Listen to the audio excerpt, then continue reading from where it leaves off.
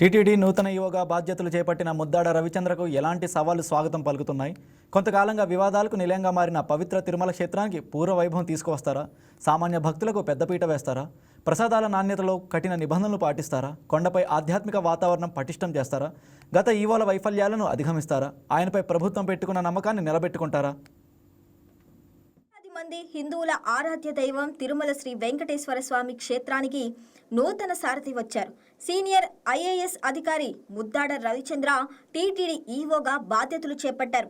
గత కొంతకాలంగా వివాదాలకు నిలయంగా మారిన టీటీడీ ప్రతిష్టను పునరుద్ధరించడం, సామాన్య భక్తులకు స్వామివారి దర్శనాన్ని సులభతరం చేయటం ఆయన ముందున్న ప్రధాన లక్ష్యాలు.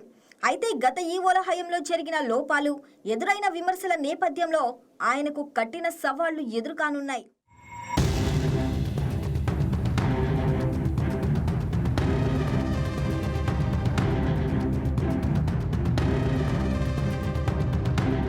ప్రధానంగా కోర్టుల తీర్పులను అమలు చేయాల్సి ఉంటుంది. ముఖ్యంగా పరకామణిలో చోరీ ఘటన అనంతరం హైకోర్టు కొన్ని మార్గదర్శకాలను ఇచ్చింది.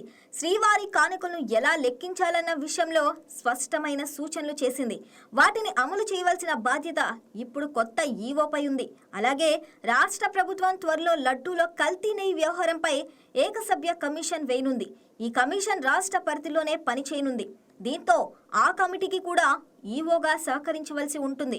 ముఖ్యంగా టీటీడీ చైర్మన్ బిఆర్ నాయుడుతో సమన్వయం కీలకం కానుంది.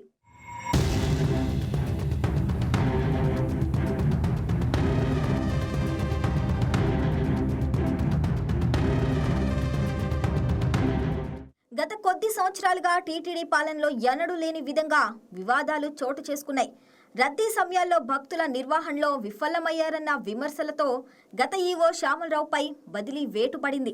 ఇక ఆ తర్వాత రెండోసారి ఈవోగా వచ్చిన అనిల్ కుమార్ సింఘ్వాల్ అధికారులతో సమన్వయం చేసుకుంటూ అద్భుతంగా పనిచేసినప్పటికీ గత తప్పిదాలు ఆయనను వెంటాడాయి.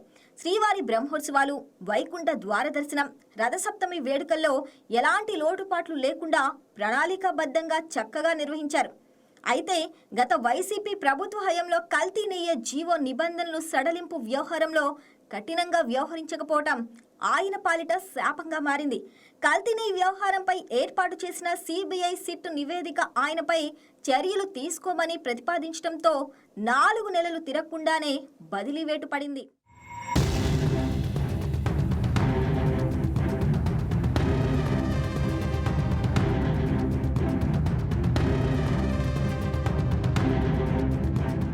అంతేకాకుండా టీటీడీ పరిపాలనలో రాజకీయ జోక్యాన్ని తగ్గించి ఆధ్యాత్మిక వాతావరణాన్ని తీసుకురావాలి. ముఖ్యంగా శ్రీవాణి ట్రస్ట్ నిధుల వినియోగంపై ఉన్న ఆరోపణలను తొలగించి పారదర్శకతను నిరూపించవలసిన బాధ్యత ఆయనపై ఉంది. అలాగే దళారీ వ్యవస్థపై ఉక్కుపాదం మోపాలి.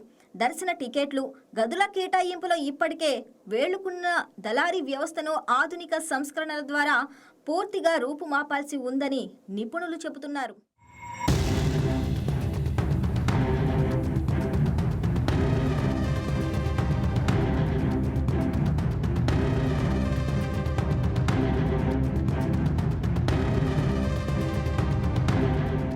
ఈ పరిణామాల నేపథ్యంలో నూతన ఈవోగా నియమితులైన ముద్దాడ రవిచంద్రకు అనేక సవాళ్లు స్వాగతం పలుకుతున్నాయి.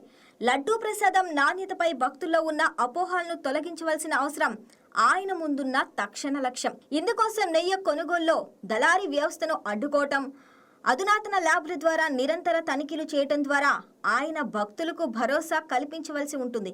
ఇక గతంలో మాదిరిగా సిఫార్సు లేఖలకే ప్రాధాన్యత ఇవ్వకుండా సర్వదర్శనం భక్తులకు తక్కువ సమయంలో దర్శనం కల్పించవలసిన అంశంపై ప్రత్యేక దృష్టి సారించవలసిన అవసరం ఉంది.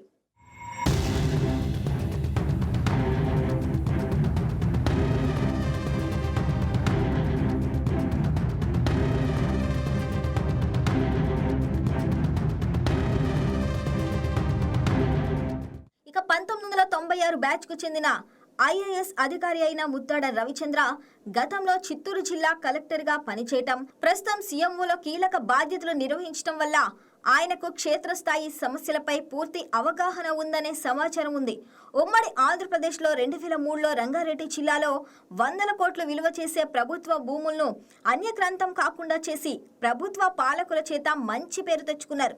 ఇప్పుడు సీఎంఓ ముఖ్య కార్యదర్శిగా వ్యవహరిస్తున్న ఆయన టీటీడీ ఈవోగా అదనపు బాధ్యతలు చేపట్టారు.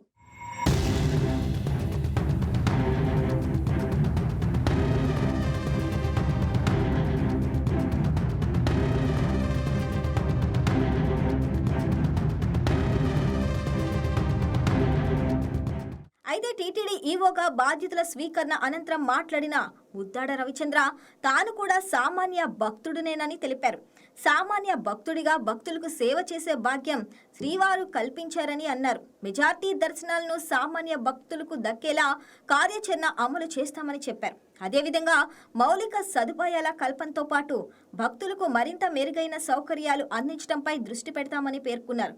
ఈ నేపథ్యంలో గత ఈవోల వైఫల్యాలను గుణపాఠంగా తీసుకొని తిరుమలను మళ్లీ పవిత్ర ఆధ్యాత్మిక కేంద్రంగా ఎలా తీర్చిదిద్దుతారో వేచి చూడాలి. Please subscribe to YK TV Network. Please subscribe to YK TV. Please watch YK News. Don't forget to subscribe YK News channel.